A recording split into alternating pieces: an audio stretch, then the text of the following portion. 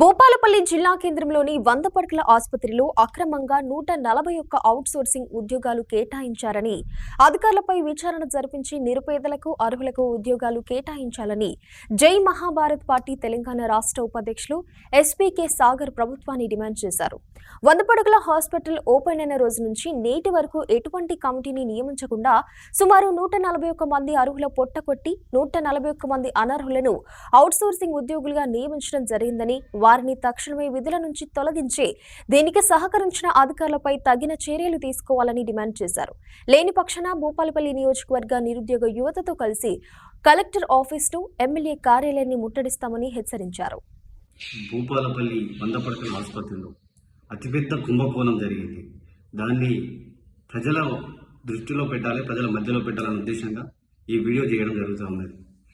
భూపాలపల్లి 100 పడకల ఆసుపత్రికి సంబంధించి నేటి వరకు 2021 నుండి నేటి వరకు ఎటువంటి నోటిఫికేషన్ ఒక్కటి కూడా విడుదల చేయలేదు.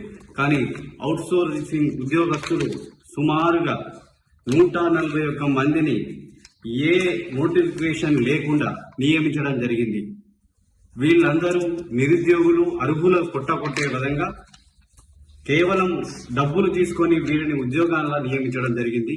దీని మీద నేటి వరకు ఒక మీడియా కానీ, ఒక రాజకీయ నాయకుడు కానీ, ఒక అధికారి కానీ ఎటువంటి చర్యలు తీసుకోలేదు, సోషల్ మీడియాలో చూపించలేదు. కేవలం 141 మంది అవుట్సోర్సింగ్ ఉద్యోగస్తులు ఏ నోటిఫికేషన్ లేకుండా ఏ ఏజెన్సీకి ఇచ్చిళ్ళు, ఏ ప్రతిపాదకన ఇచ్చిళ్ళు, వీళ్ళందరికీ సమాధానం ఎవరు చెప్పాలి?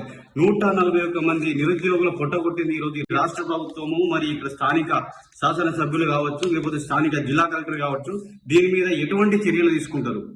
వీరిని తక్షణమే ఈ 141 మందిని ఎటువంటి నోటిఫికేషన్ లేని వారిని తక్షణమే తొలగించి నిరుద్యోగులకు, నిరుపేదలకు, అర్హులకు ఎవరైతే ఉన్నారో నోటిఫికేషన్ వేసి వారికి ఉద్యోగాలు కేటాయించాలని నేను డిమాండ్ చేస్తా ఉన్నాను.